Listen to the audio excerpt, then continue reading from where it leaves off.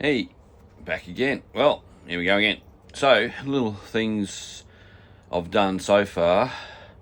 I've put in the inverter controller so it can be seen from the bed.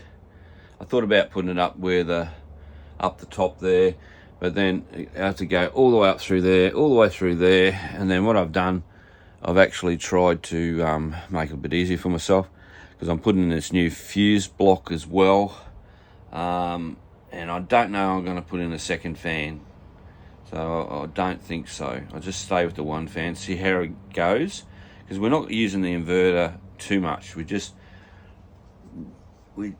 Emery just wants to know she can run the washing machine on it, you know, and maybe toaster or kettle, nothing major, you know, like we don't have a coffee machine, so even though she's thinking about getting one for me, but I'm not fancy, and I could just drink normal bloody pouches that go in anyway.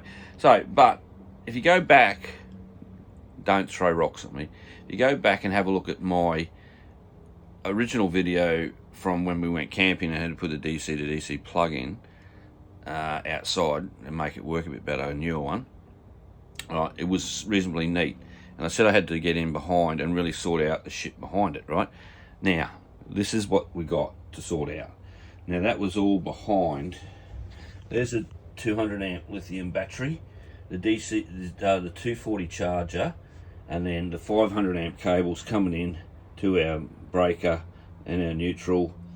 And then we're going to go up here, and this is where I've put this. I'm going to black off those screws. We've got the fan there. Yep. Hopefully the kids won't play with it too much. So my job now, all right, is to neaten all this up. See, so all this is labelled, as I said, behind it. This is the old Anderson plug from the car coming in, right? I could still use that, right? All right, but the cable, you know, I'm using that size cable now to come in from the Anderson plug. So we've gone from 8 to 12, okay? So, and it works. I've tested it this morning.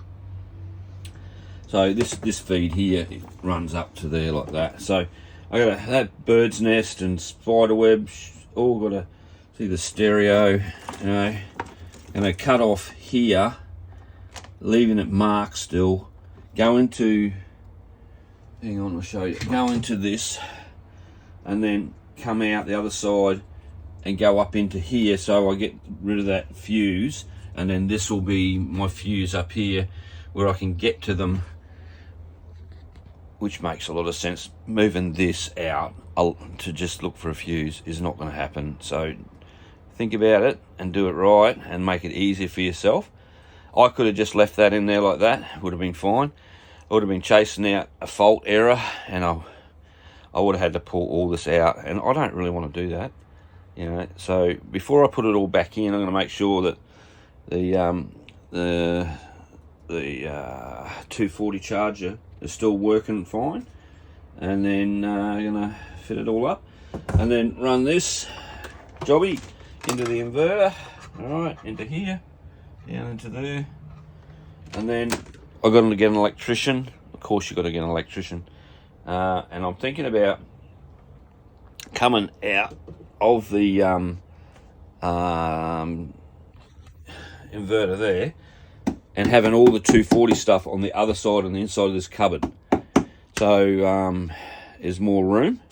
But see, I need this room to get this out. So I'll have to probably go under the floor, come up here and stick the whatever they want to do. It's I wanted to go to the three-way switch where, you know, auto's in the middle, and then you can go with, I forget which way it works, but anyway, there's a manual switch and then there's an auto one. I probably prefer the auto one, because when I come home I can just plug it in and it does its own thing. And then at the same time I'll get a secondary power point put in for that DC to DC charger there, so it's all ready to go. And while I'm here, even though this battery won't move, I've got Got to strap it down somehow. Yep, I know. How am I going to do that? Don't know. Not sure. Anyway, that's what it is. Another extremely long day.